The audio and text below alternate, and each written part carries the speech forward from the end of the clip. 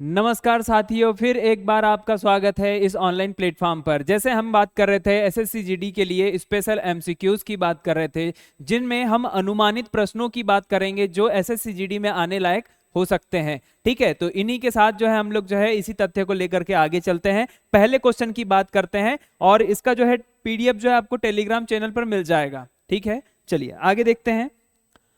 पहला क्वेश्चन है, निम्न में से कौन विद्युत धारा के चुंबकीय प्रभाव पर आधारित नहीं है। विद्युत धारा के चुंबकीय प्रभाव मतलब आप समझ पा रहे हैं। विद्युत धारा का मतलब ये समझिएगा कि जैसे किसी चालक तार में विद्युत धारा प्रवाहित की जाती है तो उसमें जो है उसके आसपास में चुंबकत्व उत्पन्न हो जाता है। तो क्या इनमें से किसी में विद्युत धारा जो है प्रवाहित करेंगे तब जो है चुंबकत्व उत्पन्न होगा क्या? तो इसमें याद रखिएगा विद्युत पंखे में तो होगा ही होगा। ठीक है, तो यहां याद रखिएगा। अगला है डायनेमो। डायनेमो तो एक प्रकार से विद्युत को उत्पादन करता ही है। अगला है कार्बन माइक्रोफोन, ये भी उत्पादन करता ही है। तो यहां पर जो हमारा ऑप्शन जो हो जाएगा टेलीफोन रिसीवर। टेलीफोन रिसीवर जो है एक प्रकार से चुंबकत्व प्रभाव पर आधारित नहीं है। यहां तक क्लियर हुआ। चलिए पहला क्वेश्चन देखते हैं। अगला क्वेश्चन, भारत में निवास ग्रहण करने के पूर्व मदर टेरेसा कहाँ की नागरिकता थी। मतलब जो है भारत में जब मदर टेरेसा भारत में नहीं आई थी उससे पहले की बात की जा रही है। मदर टेरेसा भारतीय मूल की नहीं है। ठीक है, तो यहां से क्वेश्चन बना है कि क्या वह इनमें से किसी एक ऑप्शन में से है क्या। तो यहां याद रखना, आपको ये याद रखना है कि मदर टेरेसा जो है भारत आई थी, उसके बाद में कोलकाता में सबसे पहले इन्होंने जो है पदार्पण किया था। इन्हें कोलकाता में संत की उपाधि दी गई। तो इसी प्रकार हमें यहां याद रखना होगा। पहला ऑप्शन देखते हैं, क्या वो आर्मेनिया की रहने वाली थी, अल्बानिया की रहने वाली थी, सार्बिया और बुल्गारिया। इन चारों ऑप्शन में से आपको जो है किसी एक ऑप्शन की बात करना है। जैसे यहां पर हम बात करेंगे अल्बानिया की, तो अल्बानिया में उनका जन्म हुआ था। जन्म होने के बाद जो है भारत आ चुकी थी। और मदर टेरेसा की हम बात कर रहे हैं तो मदर टेरेसा को जो है नोबेल पुरस्कार दिया गया है। तो नोबेल पुरस्कार जो है शांति के क्षेत्र में, और ये नोबेल पुरस्कार जो कितने क्षेत्र में दिया जाता है, तो 6 क्षेत्रों में नोबेल पुरस्कार दिया जाता है। यहां तक क्लियर हुआ। जो विश्व का सबसे बड़ा पुरस्कार है। तो इन्हें नोबेल पुरस्कार कब दिया गया? तो 1979 में इन्हें जो है नोबेल पुरस्कार दिया गया। यहां पर इन्हें भारत रत्न भी दिया गया। तो भारत रत्न जो है क्या है? ये भारत का सबसे बड़ा पुरस्कार है। जो यहां पर जो है इन्हें जो दिया गया तो 1980 में दिया गया, याद रखिएगा।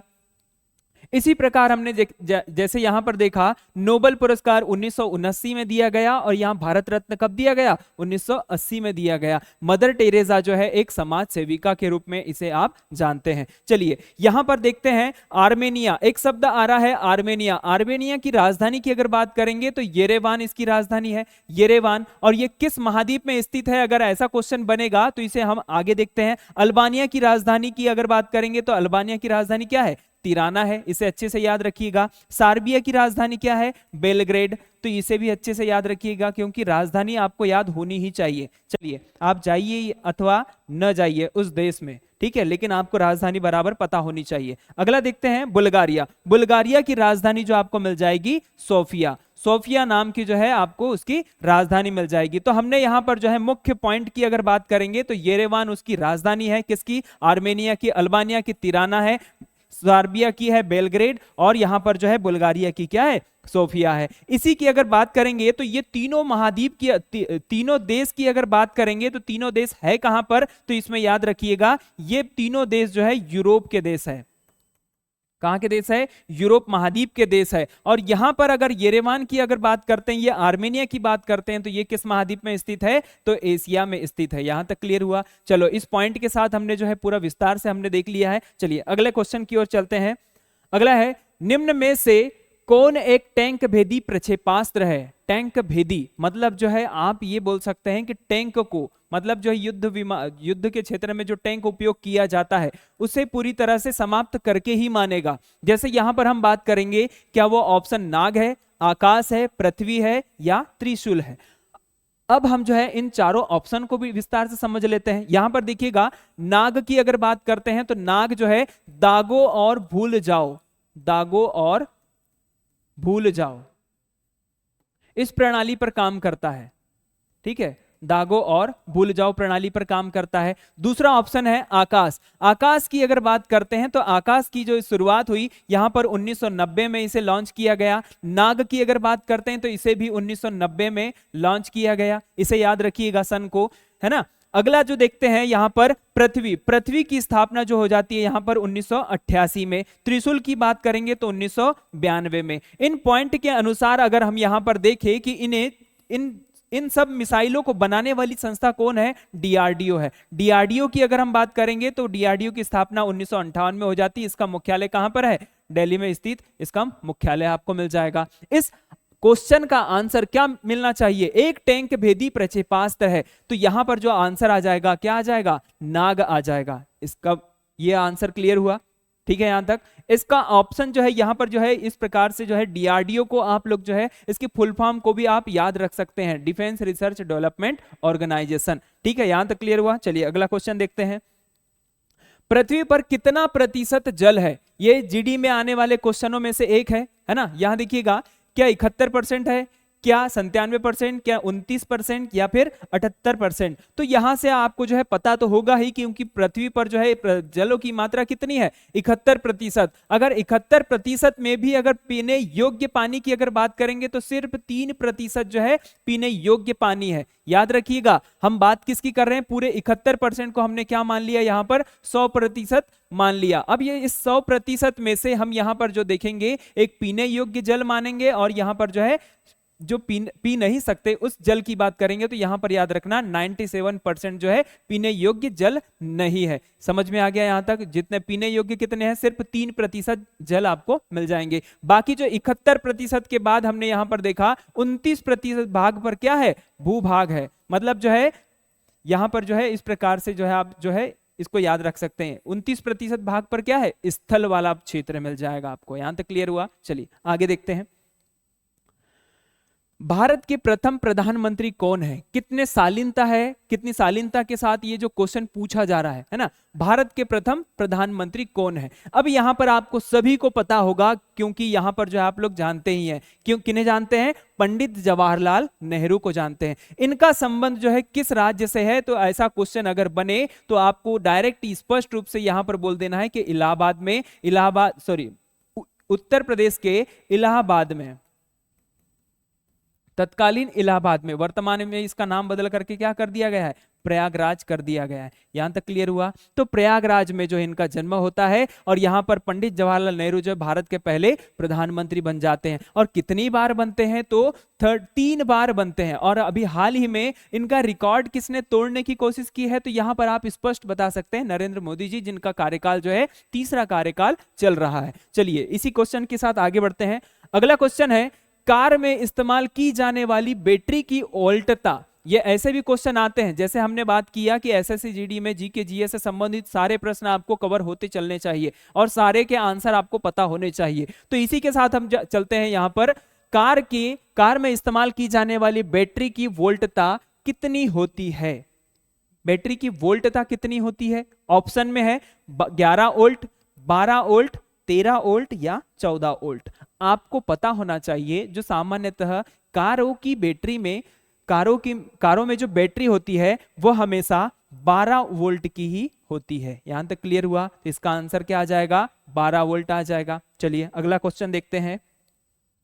चंद्रमा से आने वाली प्रकाश किरण को पृथ्वी पर आने में कितना समय लगता है। देखिएगा सूर्य से आने वाली प्रकाश किरण को, है ना, सूर्य से आने वाली प्रकाश किरण को पृथ्वी पर आने में कितना समय लगता है। तो यहां पर याद रखना, जो चंद्रमा से आने वाली प्रकाश किरण को हमेशा 1.3 सेकेंड लगता है। याद रहेगा, है ना, 1.3 सेकेंड लगता है और इतने ही सेकेंड में जो है पृथ्वी पर इसका जो है प्रकाश पहुंच जाता है। यहां पर एक और ऑप्शन पूछ सकता है कि क्या सूर्य से आने वाली जो प्रकाश है ये पृथ्वी पर आते तक कितना टाइम लगता है। तो ये ऐसे भी क्वेश्चन आपसे बन सकता है।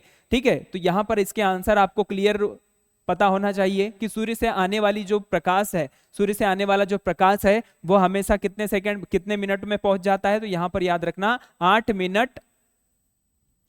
मिनट 20 सेकंड में पूरी तरह से पृथ्वी पर पहुंच जाता है। इस पॉइंट को अच्छे से याद रखिएगा। ठीक है, चलिए आगे चलते हैं अगले क्वेश्चन में, है ना। 8 मिनट 20 सेकेंड, इसमें 1.3 सेकेंड। चलिए अगला क्वेश्चन देखते हैं। विद्युत के जनक कौन है? मतलब जो है विद्युत किसने उत्पादन किया, मतलब सबसे पहले विद्युत उत्पादन करने का आइडिया किसके दिमाग में आया? तो यहां पर याद रखना होगा, पहला ऑप्शन देखते हैं, एल्बर्ट आइंस्टीन है क्या, रदरफोर्ड है क्या, सीवी रमन है क्या, माइकल फैराडे है क्या? इसका सटीक आंसर आप बोल सकते हैं माइकल फैराडे। यहां तक क्लियर हुआ। अब यहीं पर देखिएगा, आइंस्टीन की बात करते हैं तो आइंस्टीन महोदय ने सापेक्षता का सिद्धांत दिया था, ठीक है, सापेक्षता का सिद्धांत दिया था। यहां तक क्लियर हुआ। और रदरफोर्ड की अगर बात करेंगे तो परमाणु के नाभिक में, ठीक है, परमाणु के नाभिक की खोज की थी किसने? रदरफोर्ड ने की थी। सीवी रमन की अगर बात करेंगे तो इन्होंने रमन प्रभाव की खोज की थी, रमन प्रभाव की खोज की थी। कब की थी? 1928 में की थी। और 1928 में करने के दौरान यहां पर 1930 में इन्हें किस क्षेत्र का नोबेल पुरस्कार दिया गया? तो यहां पर आप बोल सकते हैं भौतिकी के क्षेत्र का नोबेल पुरस्कार जो है दिया गया। दूसरे ऐसे व्यक्ति बन जाते हैं जिनको भारत की, मतलब जो भारत के ऐसे दूसरे व्यक्ति बन जाते हैं जिन्हें नोबेल पुरस्कार दिया जाता है। यहां पर प्रथम व्यक्ति की अगर बात करेंगे तो प्रथम व्यक्ति जो है नोबेल पुरस्कार प्राप्त करने वाले कौन? तो यहां पर याद रखना होगा रविंद्रनाथ टैगोर। रविंद्रनाथ टैगोर की अगर बात करेंगे तो इन्हें जो है साहित्य के क्षेत्र में जो है नोबेल पुरस्कार दिया गया था। इनकी रचना जो थी गीतांजलि के लिए, कौन सी रचना? गीतांजलि के लिए इनको जो है नोबेल पुरस्कार दिया गया था। और ये नोबेल पुरस्कार कब दिया गया था? तो 1913 में इन्हें नोबेल पुरस्कार दिया गया था। यहां तक क्लियर हुआ। कुल मिलाकर के अभी वर्तमान की अगर बात करेंगे तो वर्तमान तक जो है नोबेल पुरस्कार कितने लोगों को दिया जा चुका है, कितने भारतीयों को? तो 10 भारतीयों को नोबेल पुरस्कार जो है दिया जा चुका है। यहां तक क्लियर हुआ। चलिए अगले क्वेश्चन की ओर चलते हैं। अगला क्वेश्चन है, देखिएगा इसमें भी देखिएगा कितनी शालीनता है। प्रथम भारतीय चलचित्र का नाम क्या था? प्रथम भारतीय चलचित्र का नाम क्या था? सबसे पहले तो आपको यह पता होना चाहिए कि चलचित्र होता क्या है। चलचित्र मतलब यह होता है सिनेमा क्षेत्र, सिनेमा क्षेत्र या फिर फिल्म जगत, सिनेमा क्षेत्र या फिर फिल्म जगत, फिल्म जगत। तो ये सिनेमा क्षेत्र का यहां पर याद रखना होगा कि प्रथम भारतीय चलचित्र का नाम क्या था। तो ऑप्शन दिया हुआ है, क्या वो ऑप्शन ये सही है क्या? राजा रामचंद्र, दूसरा है राजा सुरेश चंद्र, क्या ये सही है? ठीक है, अगला है राजा शिव छत्रपति या फिर अगला है राजा हरिश्चंद्र। तो आपको स्पष्ट रूप से बताना है कि भारतीय चलचित्र में प्रथम जो पहला चलचित्र जो था राजा हरिश्चंद्र था। और ये पहला जो है क्या था? मुक फिल्म थी, मतलब जो इसमें कोई भी किसी भी प्रकार की आवाज नहीं थी। अभी देखिएगा इसको YouTube पर भी आप सर्च करके देख सकते हैं, ठीक है। इसे कब बनाया गया? तो 1913 में बनाया गया। किसके द्वारा बनाया गया? तो दादा साहब फाल्के के द्वारा, ठीक है, दादा साहब फाल्के के द्वारा। और दादा साहब फाल्के को सिनेमा क्षेत्र के जनक के रूप में भी जाना जाता है। भारतीय सिनेमा क्षेत्र के जनक के रूप में दादा साहब फाल्के को जाना जाता है। और इन्हीं के नाम के आधार पर जो है इन्हें श्रद्धांजलि देने के लिए भारत सरकार ने 1969 में दादा साहब फाल्के पुरस्कार की स्थापना की, जो भारत में सबसे बड़ा सिनेमा क्षेत्र का पुरस्कार हो जाता है। यहां तक क्लियर हुआ। चलिए अगला, हाँ, इसी के साथ हमने देखा यहां पर जो है पहली मुख्य फिल्म कौन सी थी? राजा हरिश्चंद्र थी। अब कोई ना कोई तो बोलती हुई फिल्म आई होगी जिसमें किसी न किसी प्रकार की आवाज रही होगी। तो यहां याद रखिएगा 1931 में एक मूवी बनाई गई जिसका नाम आपको याद रखना होगा आलम आरा, है ना, आलम आरा। और ये पहली क्या थी? बोलती फिल्म थी, ठीक है, बोलती फिल्म। अगला क्वेश्चन देखते हैं, थर्मामीटर का आविष्कार किसने किया? ऑप्शन ए है सीवी रमन, जैसे हमने यहां पर बात किया, रमन प्रभाव की खोज की इन्होंने, है ना। यहां पर न्यूटन है क्या ऑप्शन में? ठीक है, न्यूटन में सही आंसर होगा क्या? ठीक है, अगला है फ़ारेनहाइट, चौथा है केल्विन। तो इसका सही आंसर जो होगा डेनियल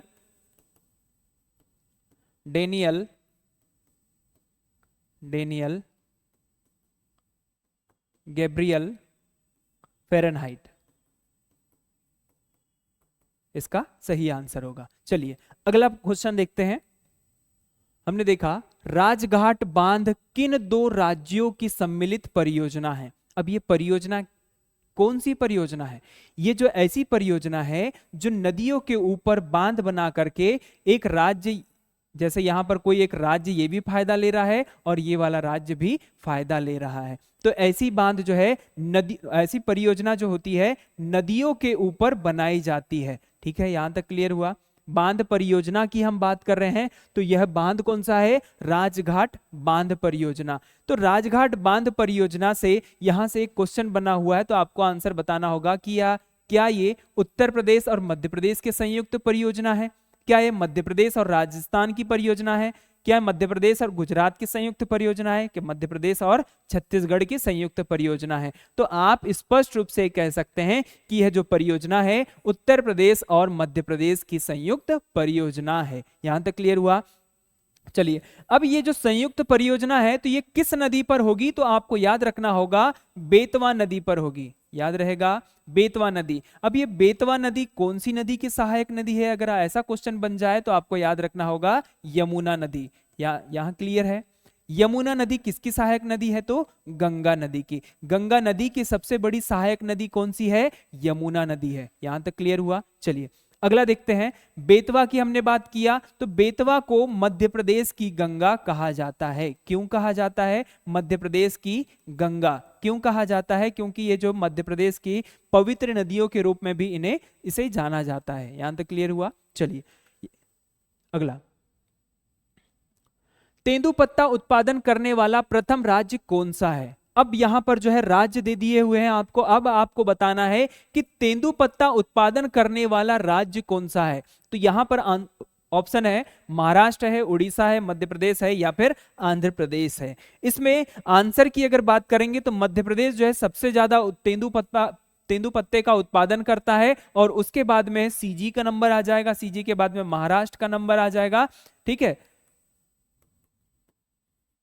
चौथे नंबर पर यहां पर आ जाएगा उड़ीसा। यहां उड़ीसा राज्य की अगर बात करते हैं तो उड़ीसा जो है चौथे नंबर पर तेंदुपत्ता का उत्पादन करने वाला राज्य है। सबसे पहले नंबर पर कौन है? मध्य प्रदेश है। चलिए इसी के साथ हम आगे क्वेश्चन देखते हैं।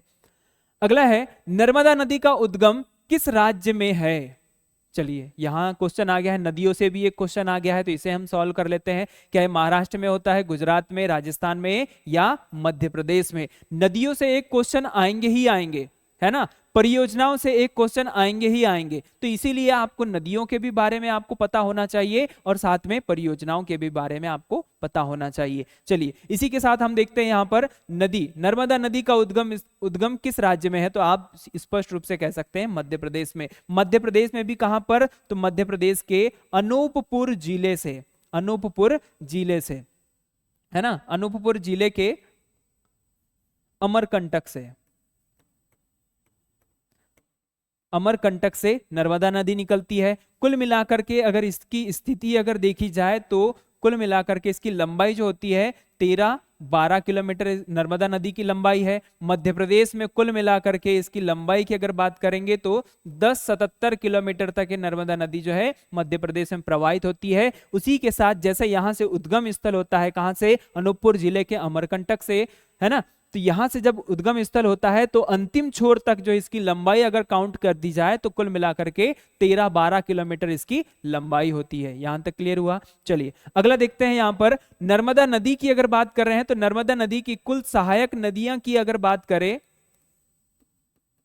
सहायक नदियों की अगर बात करें तो नदियों की संख्या जो है कितनी हो जाएगी? यहां पर 41 नर्मदा नदी की सहायक नदी है। अब ये जाती कहाँ है, गिरती कहाँ है? तो अगर हम ऐसा स्पष्ट रूप से कह दे तो यहां पर जो आपको मिल जाएगी खंबात की खाड़ी, तो खंबात की खाड़ी में गिरने वाली एक नदी है, कौन सी है? नर्मदा नदी है। यहां तक क्लियर हुआ? चलिए अगला क्वेश्चन देखते हैं। नहर सिंचाई किस राज्य में सबसे ज्यादा प्रचलित है? यहां पर क्वेश्चन किस प्रकार से बना है, इसकी शब्दावली को समझिए कि नहरों से सिंचाई करने वाला सबसे, मतलब जो है ऐसा कौन सा राज्य है जो नहरों से सिंचाई सबसे ज्यादा मात्रा में करता है? ऑप्शन है क्या मध्य प्रदेश है, उत्तर प्रदेश है, आंध्र प्रदेश है या तमिलनाडु है? तो आपको सही आंसर बताना है। इसका सही आंसर जो हो जाएगा उत्तर प्रदेश। जो भारत में सबसे ज्यादा नहरों से सिंचाई करने वाला राज्य कौन सा है? उत्तर प्रदेश। ठीक है, यहां तक क्लियर हुआ। चलो अगला देखते हैं। यहां पर नहर सिंचाई की बात कर रहे हैं, तो हमने भारत की बात कर लिया। भारत में सबसे ज्यादा सिंचाई करने वाला नहरों से कौन सा? उत्तर प्रदेश राज्य मिल जाएगा। यहीं पर अगर विश्व की अगर बात करेंगे तो विश्व में सबसे ज्यादा नहरों से सिंचाई करने वाला देश अगर बोला जाए तो यहां पर आपको पड़ोसी देश जो है पाकिस्तान मिल जाएगा। यहां तक क्लियर हुआ। चलिए इसी के साथ हम आगे बढ़ते हैं। अगला है संगमरमर पत्थर सबसे ज्यादा कहां पाया जाता है? अगर भारत की बात कर रहे हैं, भारत में सबसे ज्यादा संगमरमर पत्थर कहां पर पाया जाता है? ऑप्शन है हिमाचल प्रदेश, कर्नाटक, उत्तर प्रदेश या फिर राजस्थान। जो ताजमहल बना हुआ है वो भी संगमरमर से ही बना हुआ है। तो यहां पर जो है आपको याद रखना है कि सबसे ज्यादा संगमरमर भारत में किस राज्य में मिलता है, तो वही राज्य आपको मिल जाएगा। कौन सा? राजस्थान। राजस्थान के भी कहां पर? मकराना वाला क्षेत्र जो आपको मिल जाएगा, मकराना क्षेत्र में संगमरमर आपको मिल जाएगा। यहां तक नहीं कि मकराना वाला जो क्षेत्र है यहां पर कई प्रकार के संगमरमर मिल जाएंगे, जैसे सफेद संगमरमर मिल जाएंगे, पीले संगमरमर मिल जाएंगे। संगमरमरों की जो है यहां पर अलग अलग क्वालिटियां आपको मिल जाएगी। चलिए अगला क्वेश्चन देखते हैं। हाँ, अगले क्वेश्चन से बढ़ने से पहले यहां पर हमने बात किया भारत में सबसे ज्यादा संगमरमर कहां मिलता है? राजस्थान में मिलता है। लेकिन अगर विश्व की अगर बात की जाए तो विश्व में सबसे ज्यादा संगमरमर कहां मिलता है? तो चीन में मिलता है। इस पॉइंट को अच्छे से याद रखिएगा। चलो अगला क्वेश्चन देखते हैं। थीन बांध किस नदी पर बनाया गया? थीन बांध, अब ये थीन बांध किस नदी पर है आपको पता होना चाहिए। क्या सतलज नदी पर, चिनाब नदी पर, या फिर झेलम नदी पर, या फिर रावी नदी पर? आपको सही आंसर बताना है रावी नदी। रावी नदी की अगर हम बात कर रहे हैं तो रावी नदी जो है कहां के, कौन सा बांध बनाया गया? थीन बांध बनाया गया। और किस राज्य में स्थित है? तो पंजाब राज्य में स्थित है। यहां तक क्लियर हुआ। चलो अगला क्वेश्चन देखते हैं। भारत और दुनिया का सबसे लंबे बांध का नाम क्या है? मतलब भारत का भी सबसे लंबा बांध और विश्व का भी सबसे लंबा बांध कौन सा है? अगर ऐसा क्वेश्चन आ जाए तो आपको बताना है वह कौन सा बांध है। क्या रिहंद बांध है, क्या तुंगभद्रा बांध है, क्या हीराकुंड बांध है, या फिर मेट्टूर बांध है? तो यहां पर याद रखना इसका सही आंसर जो हो जाएगा हीराकुंड बांध है। और ये हीराकुंड बांध किस राज्य में है या और किस नदी पर बनाया गया है? तो आपको याद रखना होगा, जैसे यहां पर एक नदी प्रवाहित हो रही है, कौन सी नदी? तो उस नदी का नाम आपको बताना होगा महानदी। ठीक है, और ये महानदी कहां पर है? तो यहां याद रखना होगा उड़ीसा राज्य में। ठीक है, उड़ीसा में महानदी पर विश्व का सबसे बड़ा और भारत का भी सबसे बड़ा बांध निर्मित है। कौन सा बांध? हीराकुंड बांध। किस नदी पर? महानदी पर। इस पॉइंट को अच्छे से याद रखिएगा। इसकी कुल अगर लंबाई की अगर बात करेंगे तो 25.8 किलोमीटर इसकी कुल टोटल लंबाई आपको मिल जाएगी। अब कैसे टोटल लंबाई 25 किलोमीटर? क्या हम किसी नदी के ऊपर बांध बना सकते हैं क्या? यहां पर भी सोचने वाली बात है। 25 किलोमीटर कोई नदी की चौड़ाई होती है क्या? नहीं होती है। तो यहां पर याद रखना कि जैसे नदी ये आ रही है, महानदी आ रही है ना, तो यहां पर हमने इस प्रकार से इसको बांध बना करके रखा है। तो यहां से लेकर के यहां तक जो दूरी हो जाएगी उसे कितने काउंट की गई है? 28.8 किलोमीटर। यहां पर अगर 26 किलोमीटर भी अगर ऑप्शन में रहेगा, ठीक है, तो 26 किलोमीटर को आप जो है लगभग में आप जो है प्रायोरिटी दे सकते हैं। चलिए अगले क्वेश्चन की ओर चलते हैं। इसमें हमने देखा कि भारत का सबसे लंबा बांध कौन सा? हीराकुंड बांध। अगर भारत का सबसे ऊंचा बांध की अगर बात करेंगे तो ऊंचा बांध जो है कौन सा हो जाएगा? टिहरी बांध हो जाएगा। ठीक है, टिहरी बांध हो जाएगा। अगला क्वेश्चन देखते हैं। 14 सितंबर को किस दिवस के रूप में मनाया जाता है? दिवसों से क्वेश्चन एक न एक क्वेश्चन आता ही है एसएससी की एग्जामों में, तो इसीलिए दिवसों को आप जो है अच्छे तरीके से देखिएगा। राष्ट्रीय हिंदी दिवस मनाया जाता है, क्या शिक्षक दिवस, क्या अभियंता दिवस, या फिर विजय दिवस? हम बात करते हैं विजय दिवस की, तो यहां याद रखिएगा 16 दिसंबर को विजय दिवस प्रतिवर्ष मनाया जाता है। याद रहेगा 16 दिसंबर को, है ना। चलिए अभियंता दिवस की अगर बात करेंगे तो इस दिवस को 15 सितंबर को मनाया जाता है। ये भी ऑप्शन में नहीं रहेगा। अगला है शिक्षक दिवस की बात करेंगे तो 5 सितंबर को इसे भी मनाया जाता है। ठीक है, 5 सितंबर को। विश्व शिक्षक दिवस या फिर वर्ल्ड टीचर्स डे की अगर बात करेंगे तो 5 अक्टूबर को मनाया जाता है। ठीक है, अगला है यहां पर राष्ट्रीय हिंदी दिवस। राष्ट्रीय हिंदी दिवस जो है 14 सितंबर को मनाया जाता है। 14 सितंबर 1953 से प्रतिवर्ष इसे जो है प्रारंभ किया गया है। यहां तक क्लियर हुआ। चलो अगले क्वेश्चन की ओर चलते हैं। डॉक्टर बाबा साहब आंबेडकर का जन्म स्थान कौन सा है? क्या इंदौर है, महू है, नागपुर है या फिर औरंगाबाद है? इसका सही आंसर आ जाएगा मध्य प्रदेश की महू में इनका जन्म हुआ। हरित क्रांति का संबंध है किस फसल से है या फिर किस क्षेत्र से है, ऐसा क्वेश्चन आता ही है। और हरित क्रांति से सबसे ज्यादा फायदा किस राज्य को हुआ और किस फसल को हुआ, ऐसे भी क्वेश्चन आते हैं। तो इसीलिए आप जो है इस पॉइंट को अच्छे से याद रखिएगा। हरित क्रांति का संबंध किससे है? क्या औद्योगिक क्षेत्र से है? क्या नहीं, औद्योगिक क्षेत्र से तो है ही नहीं है। यहां पर क्या चित्रकारी से है? चित्र क्रांति से है? क्या नहीं है। रंग क्रांति से है? क्या नहीं है, है ना। हम बात किसकी कर रहे हैं? हरित क्रांति की। हरित क्रांति के बारे में आप जानते ही होंगे थोड़ा बहुत, कृषि क्रांति से संबंधित है। हरित क्रांति जो है सबसे पहले यहां पर देखिएगा 1960 के दशक में हरित क्रांति को भारत में लाया गया था। यहां पर याद रखने वाली बात यह है कि सबसे ज्यादा फायदा किस राज्य को हुआ? प्रारंभिक स्थिति में पंजाब राज्य को हुआ। और पंजाब राज्य में भी कौन सी फसल को सबसे ज्यादा फायदा हुआ? तो यहां याद रखना होगा गेहूं की फसल को सबसे ज्यादा व चावल की फसल को सबसे ज्यादा फायदा हुआ। यहां तक क्लियर हुआ। हमारे भारत में हरित क्रांति के जनक किसे कहा जाता है? ऐसे पॉइंट से भी क्वेश्चन बनते हैं, है ना। भारत में हरित क्रांति के जनक की अगर बात करेंगे तो एम एस स्वामीनाथन को कहा जाता है। विश्व में हरित क्रांति के जनक अगर किसे कहा जाता है तो नॉर्मन बोरलॉग को कहा जाता है। और नॉर्मन बोरलॉग जो है अमेरिका के रहने वाले हैं। यहां तक क्लियर हुआ। चलिए अगले क्वेश्चन की ओर चलते हैं। किस दिन को विश्व पर्यावरण दिवस के रूप में मनाया जाता है? ऐसे क्वेश्चन आते ही है। मैंने आपको बोला कि दिवसों से एक क्वेश्चन आएगा ही आएगा, ठीक है। चलो 5 जून को मनाया जाता है क्या? क्या 8 अक्टूबर को मनाया जाता है क्या? क्या 4 फरवरी को या फिर 22 अप्रैल को? तो यहां पर आपको आंसर याद रखना होगा। 5 जून को विश्व पर्यावरण दिवस मनाया जाता है। कब से मनाया जाता है? तो 1973 से मनाया जाता है। किसने घोषणा की? तो यूएन के द्वारा इसे घोषित किया गया। 8 अक्टूबर को वायुसेना दिवस मनाया जाता है। इस पॉइंट को भी अच्छे से याद रखिएगा। वायुसेना दिवस मनाया जाता है। 4 फरवरी को कैंसर दिवस, है ना, विश्व कैंसर दिवस के रूप में मनाया जाता है। विश्व कैंसर दिवस। अगला ऑप्शन है 22 अप्रैल। इसमें 22 अप्रैल में आप लोग इसे याद रखिएगा, पृथ्वी दिवस के रूप में इसे मनाया जाता है। यहां तक क्लियर हुआ। हमने चारों पॉइंट को देख लिया है। तो इसी प्रकार से हमारे कंटेंट को प्राप्त करने के लिए आप जो है हमारे साथ बने रहिए और इसी श्रृंखला को आगे बढ़ाने में सहयोग कीजिए। चलिए, और इसके जो PDF वगैरह जो मिल जाएंगे आपको हमारे ऑनलाइन प्लेटफॉर्म जो है टेलीग्राम पर भी मिल जाएगा, है ना। चलिए, और इसी के साथ हमारे जो चैनल को सब्सक्राइब भी कर दीजिएगा, लाइक भी कर दीजिएगा। राजा राम मोहन राय जुड़े हुए थे।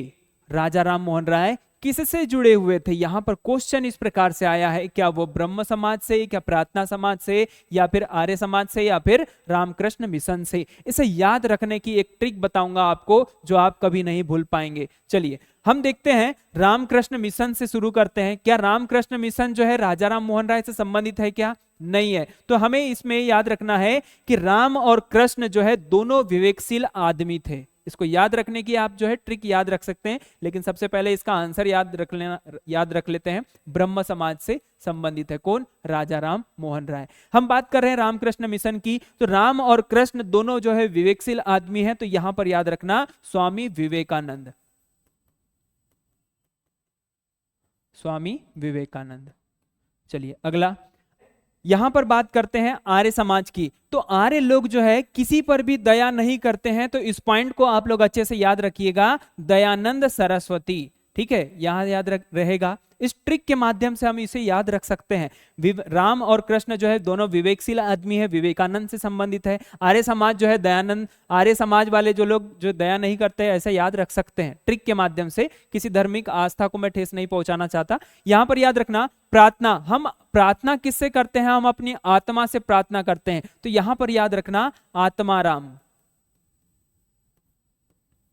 आत्माराम पांडुरंग, ठीक है, यहां याद रहेगा। तो इसी प्रकार से ब्रह्म समाज से कौन जुड़ा हुआ है? राजा राम मोहन राय। बाकी इन पॉइंट को भी हमने अच्छे तरीके से समझ लिया है। लोकसभा सदस्य सांसद बनने के लिए न्यूनतम आयु क्या है? क्या 25 वर्ष है, क्या 30 वर्ष है, क्या 18 वर्ष, या फिर 21 वर्ष है? लोकसभा के सदस्य बनने के लिए अगर आप में योग्यता है, अगर आप जो है 25 वर्ष आप जो कंप्लीट कर लिए हैं तो आप जो है सदस्य बन सकते हैं। यहीं पर 30 वर्ष जो दिया हुआ है किसके लिए दिया हुआ है, तो इसका आंसर क्या आ जाएगा 25 वर्ष। यहां पर 30 वर्ष जो है राज्यसभा सदस्य बनने के लिए आयु है, यहां तक क्लियर हुआ। 18 वर्ष जो है मतदान करने की आयु है। यहां पर 21 वर्ष जो है विवाह करने की आयु है, याद रहेगा, ठीक है। और यहां पर अगर बोला जाए कि राष्ट्रपति आप कितने वर्ष की आयु में बन सकते हैं, तो आपकी आयु जो होना चाहिए कम से कम 35 वर्ष होना चाहिए, एक भी दिन इसमें कम नहीं होना चाहिए। यहां तक क्लियर हुआ। विधानसभा चुनाव की अगर बात करें, विधानसभा सदस्य बनने के लिए भी 25 वर्ष की आयु चाहिए। चलिए इसी पॉइंट के साथ हम आगे बढ़ते हैं। संसद का ऊपरी सदन कौन सा है? संसद का ऊपरी सदन की अगर बात करेंगे, संसद के 2 सदन होते हैं, है ना। संसद के 2 सदन होते हैं, एक लोकसभा होती है और एक राज्यसभा होती है। इस पॉइंट को अच्छे से समझिएगा। लोकसभा जो है यहां पर जो है कौन सा सदन कहलाता है? निम्न सदन कहलाता है। और राज्यसभा कौन सा सदन कहलाता है? उच्च सदन कहलाता है। इसमें डिफरेंस आप लोग समझ लीजिएगा कि लोकसभा जो होती है और राज्यसभा जो होती है, इनका कार्यकाल भी पूछ सकता है कि इनका कार्यकाल कितने वर्ष का होता है। इसमें कार्यकाल जो होता है कितने वर्ष का? सिर्फ 5 वर्ष का होता है। 5 वर्ष के बाद जो है ये भंग हो जाती है। यहां तक क्लियर हुआ। उच्च सदन की हम बात कर रहे हैं तो उच्च सदन जो है हमेशा कौन सा कहलाता है? राज्यसभा कहलाता है। इसका कोई कार्यकाल नहीं होता है, याद रखिएगा। इसमें इनके सदस्यों का कार्यकाल होता है, न कि राज्यसभा का कार्यकाल होता है, ठीक है। यहां पर ये कभी भंग नहीं होती है, तो इसमें इस पॉइंट को याद रख लेना कि राज्यसभा कभी भंग नहीं होती। चलिए अगला पॉइंट देखते हैं। इसका आंसर क्या लगाएंगे आप? राज्यसभा। अगला, प्रत्येक 2 साल पर कितने राज्यसभा सदस्य निवृत्त होते हैं? मतलब जो है कितने साल बाद जो है राज्यसभा से सदस्य जो है निकलते चलते हैं। तो यहां याद रखना होगा 2 साल में सदस्य निकलते चलते हैं। उनका जो पर्सनली जो कार्यकाल जो होता है 6 वर्ष का होता है, लेकिन राज्यसभा का कोई कार्यकाल नहीं होता है। चलिए अगला देखते हैं। यहां पर कितने सदस्य निकल जाते हैं? तो 1/3 सदस्य निकल जाते हैं। चलो अगला देखते हैं। भारत के राज्यों में संवैधानिक आपातकाल लगाने के लिए कौन सा अनुच्छेद है? संवैधानिक आपातकाल। यहां पर आपको आपातकाल के बारे में पता होना चाहिए कि आपातकाल क्या होते हैं, है ना। आपातकाल कितने प्रकार के होते हैं? तो यहां पर आप स्पष्ट रूप से कह सकते हैं कि आपातकाल जो हमेशा 3 प्रकार के होते हैं। कितने प्रकार के? 3। एक जो होता है राष्ट्रीय आपातकाल होता है, राष्ट्रीय आपातकाल होता है जो अनुच्छेद 352 में मिल जाएगा, है ना। एक होता है संवैधानिक आपातकाल, जैसे यहां पर पूछा है संवैधानिक आपातकाल की बात करेंगे तो 356 में। एक होता है वित्तीय आपातकाल, जो भारत में अभी तक किसी भी टाइम में नहीं लगा है, तो 360। इन तीनों अनुच्छेद के बारे में आप लोग अच्छे से याद रखिएगा, क्योंकि यहां से क्वेश्चन बनता है, ठीक है। तो इन तीनों अनुच्छेद को याद रखना है। तो ऑप्शन कौन सा आ जाएगा? ऑप्शन दूसरा आ जाएगा, अनुच्छेद 356। संवैधानिक आपातकाल के बारे में जैसे यहां पर हमने देखा, संवैधानिक आपातकाल कहां है? 356 में। अगला क्वेश्चन देखते हैं। राज्यपाल की नियुक्ति कौन करता है? ऐसे क्वेश्चन तो आपको पता ही होने चाहिए। राज्यपाल की नियुक्ति जो हमेशा कौन करता है? राष्ट्रपति करता है। यहां पर राष्ट्रपति की नियुक्ति की जाती है क्या? नहीं होती। यहां पर जो है राष्ट्रपति को अगर शपथ किसके द्वारा दिलाया जाता है? तो सीजीआई के द्वारा दिलाया जाता है। क्या सीजीआई को कौन शपथ दिलाता है? तो यहां पर याद रखना राष्ट्रपति के द्वारा ही दिलाया जाता है। अगला ऑप्शन है प्रधानमंत्री। क्या प्रधानमंत्री को कौन शपथ दिलवाता है? तो यहां पर याद रखना राष्ट्रपति। राष्ट्रपति के द्वारा ही इन्हें शपथ दिलवाई जाती है। मुख्यमंत्री को अगर बोला जाए तो राज्यपाल, है ना, राज्यपाल। यहां तक क्लियर हुआ। राज्यपाल को नियुक्त कौन करता है, शपथ कौन दिलवाता है? तो यहां पर जो है आप लोग याद रख सकते हैं, कौन, किसे याद रख सकते हैं? राष्ट्रपति को याद रख सकते हैं। चलिए अगला क्वेश्चन देखते हैं।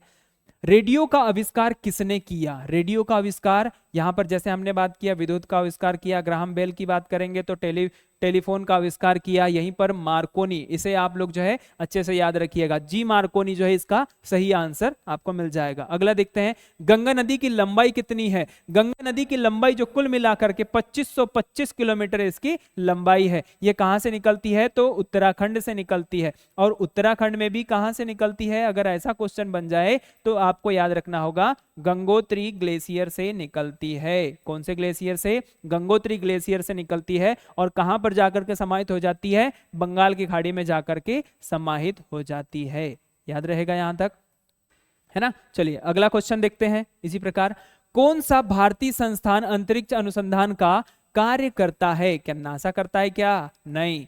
PRL ये भी छोड़िए, ITI छोड़िए, ISRO Indian space research organisation जिसकी स्थापना की बात करेंगे तो 15 अगस्त को इसकी स्थापना हो जाती है सन 1969 में। इसका मुख्यालय की अगर बात करेंगे तो बेंगलुरु में इसका मुख्यालय आपको मिल जाएगा। याद रहेगा यहां तक साथियों, जो भारत में जितने भी अंतरिक्ष से संबंधित अन्वेषण कार्य है ये सारा का सारा कौन करता है? इसरो करता है। चलिए अगला क्वेश्चन देखते हैं।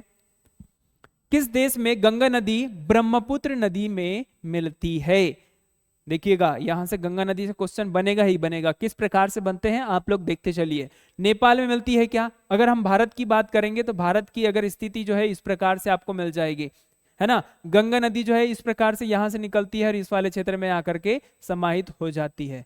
ठीक है, चलो अगला देखते हैं। यहां पर चीन, चीन तो आपको इस वाले साइड में मिल जाएगा। बांग्लादेश आपको यही मिल जाएगा, है ना। म्यांमार, म्यांमार की स्थिति जो है इस प्रकार से आपको इधर में मिल जाएगी।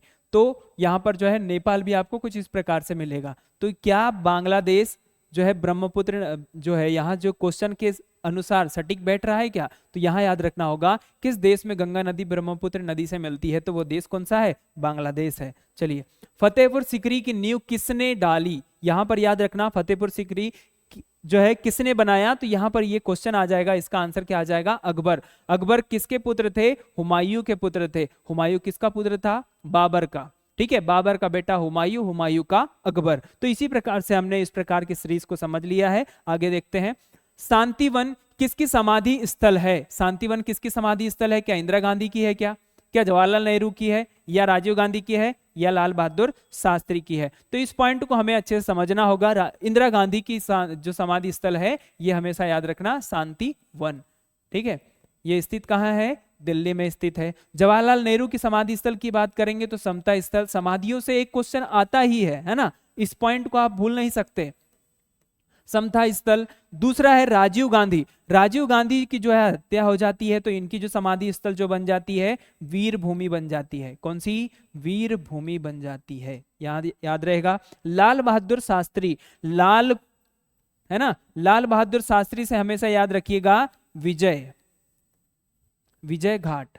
और ये जो पूरे के पूरी जो समाधि स्थल आपको कहां मिल जाएगी? नई दिल्ली में मिल जाएगी। याद रहेगा। चलो इसी प्रकार से हम आगे क्वेश्चन को बढ़ाते हैं।